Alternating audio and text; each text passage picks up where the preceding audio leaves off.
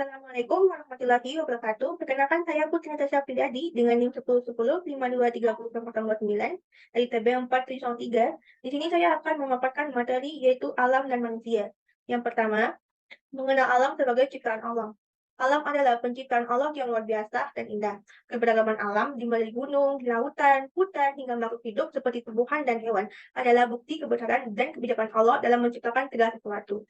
Alam juga memberikan manusia banyak manfaat seperti makanan, udara bersih, sumber daya alam, dan keindahan alam yang dapat menginspirasi rasa kagum terhadap Sang Pencipta. Banyak agama dan kepercayaan mengajarkan untuk merawat dan menjaga alam sebagai tindakan penghormatan terhadap ciptaan Allah. Yang kedua, pengertian manusia. Manusia disebut sebagai makhluk Allah Subhanahu wa Ta'ala yang paling sempurna. Bukan karena manusia tidak pernah melakukan kesalahan. Manusia disebut sebagai makhluk Allah yang paling sempurna karena manusia itu dibekali akal budi. Dan akal inilah yang membedakan manusia dengan makhluk lainnya. Akal membantu manusia untuk melakukan tindakan yang seharusnya dilakukan oleh manusia. Jika diibaratkan sebagai perkembangan teknologi, manusia adalah makhluk paling mutakhir karena dibekali akal, sebuah fitur yang tidak ada pada makhluk lainnya.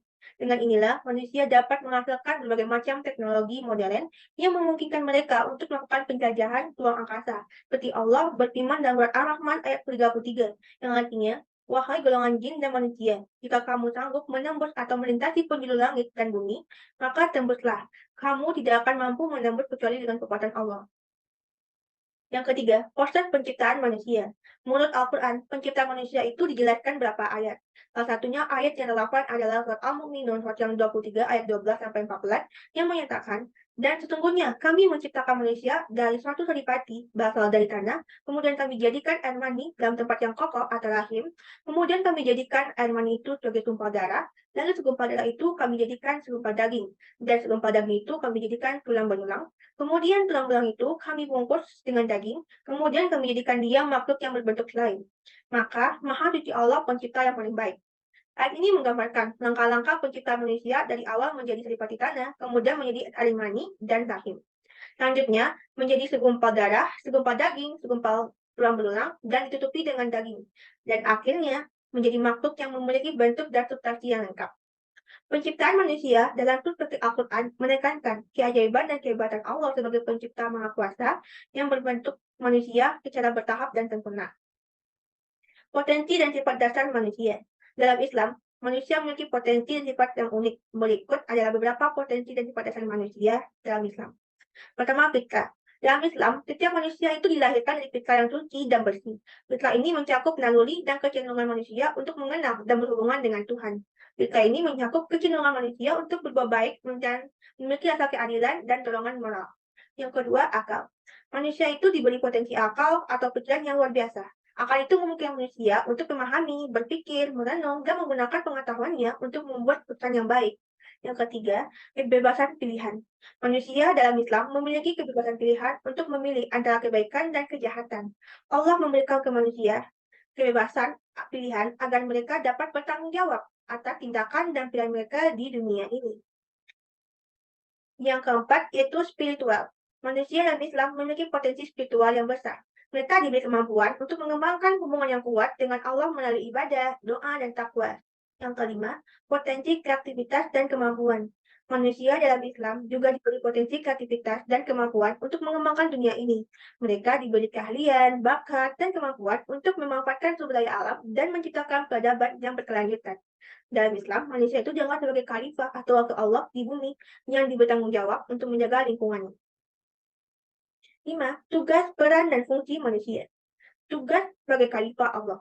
Manusia dalam Islam dianggap sebagai khalifah Allah di bumi. Mereka diberi tanggung jawab untuk menjaga dan memelihara alam semesta ini sesuai dengan kehendak Allah. Tugas ini mencakup perlindungan lingkungan, pemeliharaan keadilan, dan pembangunan sosial. Yang kedua, peran sebagai hamba Allah. Manusia dalam Islam diingatkan untuk menyadari bahwa mereka adalah hamba Allah yang harus tunduk dan patuh kepadanya. Peran sebagai hamba Allah mencakup ibadah, taat kepada perintahnya, dan menjauhi larangannya.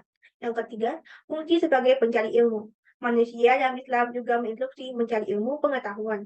Mereka mencari ilmu pengetahuan itu adalah untuk wajib bagi umat muslim, baik untuk pria maupun wanita, di mana fungsinya pengetahuan agama, ilmu hukum, dan bermanfaat untuk diri sendiri dan umat manusia. Yang keempat, peran sebagai keluarga. Manusia dalam Islam itu memiliki peran penting dalam membentuk dan membangun keluarga yang harmonis.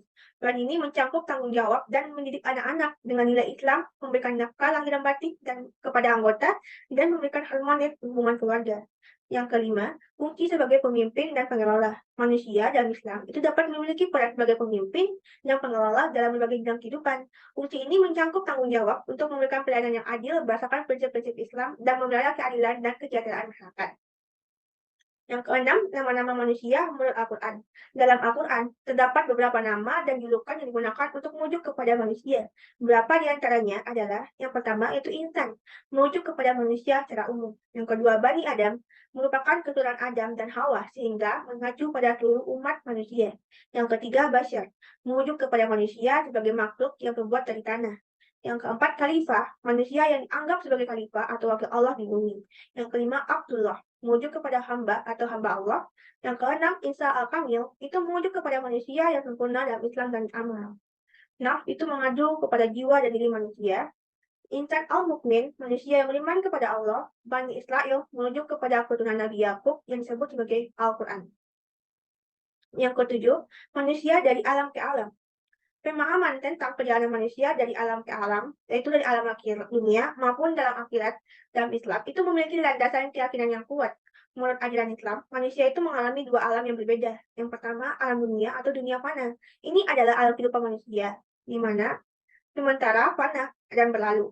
Manusia diberikan kesempatan untuk menjalani kehidupan di dunia ini sebagai ujian dan kesempatan untuk beribadah, berbuat baik, dan mengembangkan akhlak yang baik.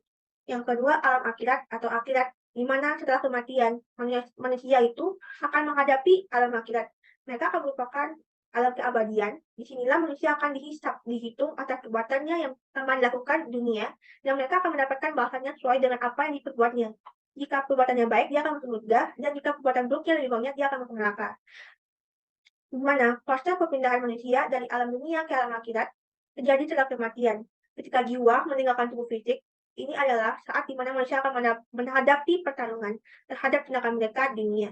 Keyakinan ini memiliki pengaruh besar dalam tindakan dan moralitas untuk umat Islam. Karena mereka percaya bahwa perbuatan mereka di dunia akan mempengaruhi nasib mereka di akhirat. Mungkin sekian yang saya dapat sampaikan. Mohon maaf bila ada kesalahan. Terima kasih. Assalamualaikum warahmatullahi wabarakatuh.